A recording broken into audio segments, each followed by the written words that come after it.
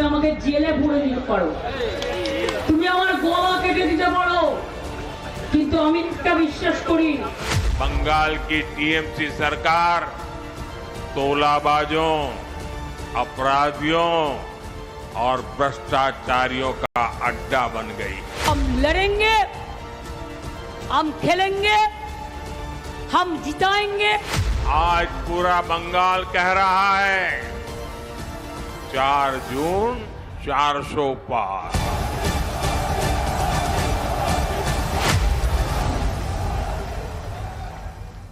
ये पूरी की पूरी टीएमसी वार पलटवार होने वाला है, हंगामा हुड़दंग होने वाला है, बंगाल हिलने वाला है, मुकाबला तगड़ा होने वाला है।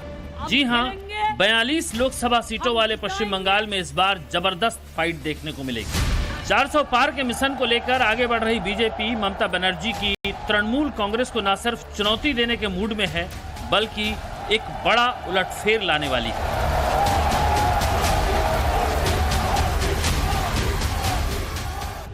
इसी बालूरघाट में 3 आदिवासी महिलाओं ने बीजेपी को ज्वाइन किया था, तो टीएमसी के गुंडे वहां आ धमके थे।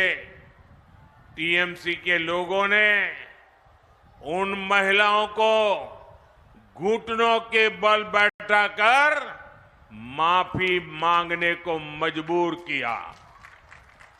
महिलाओं को घुटनों पर बैठाने वाली टीएमसी, ये पूरी की पूरी टीएमसी जल्द ही घुटनों पर आ जाएगी।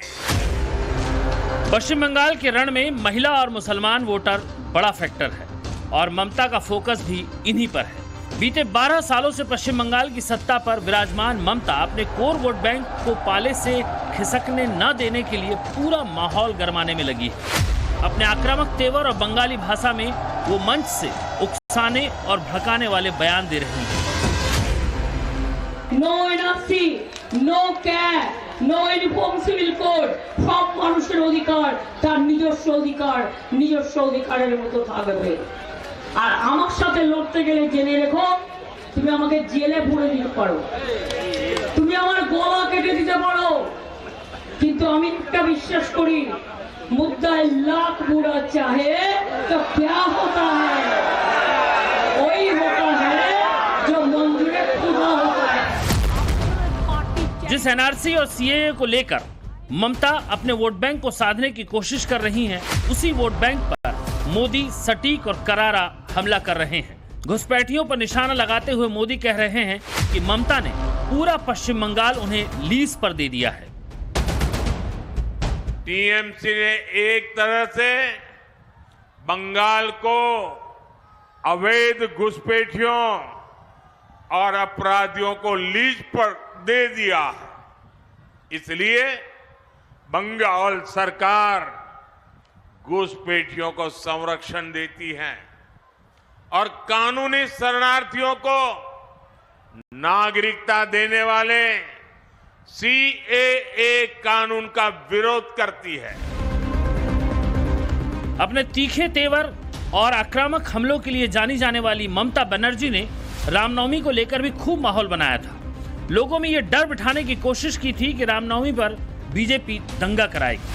ममता ने हर जगह ऐसे बयान दिए जिससे लगा जैसे वो खुद चाहती हैं हिंदू और मुसलमान के बीच सांप्रदायिकता की आग भड़के और इस आग में वो अपनी जीत का समीकरण साध ले। अरे लोग, किसका नाम पे आपको नाम है दंगा करने चाहता है?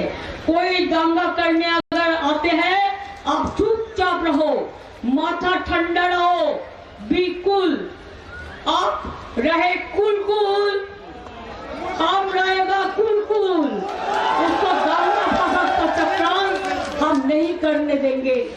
एक चॉकलेट बम भी बम फटते हैं, एनआईए को भेज देता है। लेकिन मोदी भी ममता को रामनवमी की याद दिलाने से नहीं चूक रहे हैं।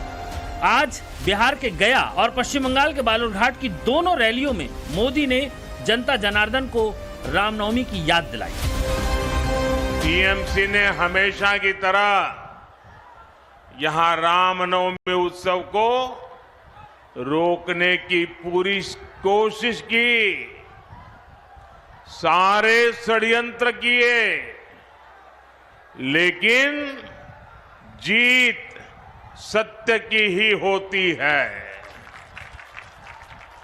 इसलिए कोर्ट से अनुमति मिल गई है और कल पूरी श्रद्धा और भक्ति के साथ रामनवमी की शोभा यात्राएं निकलेगी।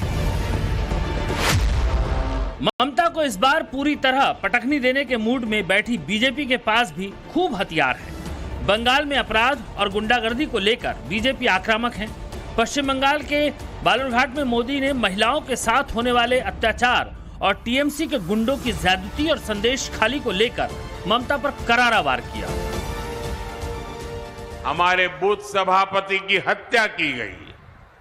संदेश खाली में महिलाओं पर जो जुल्म हुए, शोषण की जो घटनाएं सामने आई, उनसे पूरा देश दहल गया है। देश ने ये भी देखा कि टीएमसी सरकार किस तरह संदेश खाली के अपराधी को आखिर तक बचाने में लगी रही। संदेश खाली को लेकर टीएमसी बैकफुट पर है। टीएमसी नेता शाहजहां शेख की फरारी और गिरफ्तारी के ड्रामे पर ममता के स्टैंड सवालों के घेरे में रहे, जिसे बीजेपी ने महिलाओं की सुरक्षा और सम्मान से जोड़कर इसे देश का मुद्दा बना दिया था। पश्चिम बंगाल में बीजेपी के पक्ष में और टीएमसी के खिलाफ एक अंडरकरंट दौड़ रहा है। हालांकि ये नतीजों के बाद ही समझा जा सकता है, लेकिन ममता बीजेपी पर हमला करने में ही मशरूफ है। আপনার party charity begins at home. আয়নায় নিজের মুখটা দেখুন আগে। আপনার পার্টি সবচেয়ে বড় ডাকাতের দল, মাফিয়ার দল, গুন্ডাদের দল, অলিগলি में शोर है, बीजेपी चोर है। ममता की ये गर्जना वोटर सुन रहा है या नहीं, ये समझने की जरूरत है।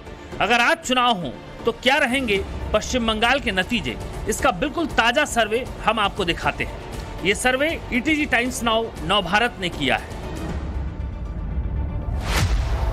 पश्चिम बंगाल में जो सियासी रुझान सर्वे में अभी दिख रहे हैं, उसके मुताबिक बीजेपी को 42 सीटों में से 22 सीटें मिल सकती हैं, जबकि टीएमसी को 19 सीटें यानी पिछली बार से 3 सीटें कम। जबकि कांग्रेस की हालत और भी पतली है। सर्वे में कांग्रेस को 1 सीट मिलती दिख रही है, यानी पिछली बार के मुकाबले 1 सीट कम। विधानसभा चुनाव में महिलाओं के दम पर ही ममता एक बार फिर सत्ता में काबिज होने में सफल रही थी। बंगाल में 2021 के विधानसभा चुनाव को देखें तो टीएमसी को 48% वोट शेयर हासिल हुए, जबकि बीजेपी को 38% वोट शेयर मिले। यानी 2016 के विधानसभा चुनाव से कंपेयर करें तो ममता केवल 3% वोट स्विंग करा पाई, वहीं बीजेपी ने 28% वोट शेयर स्विंग करवाए और 3 से सीधे 77 सीटों पर बीजेपी ने जीत हासिल की।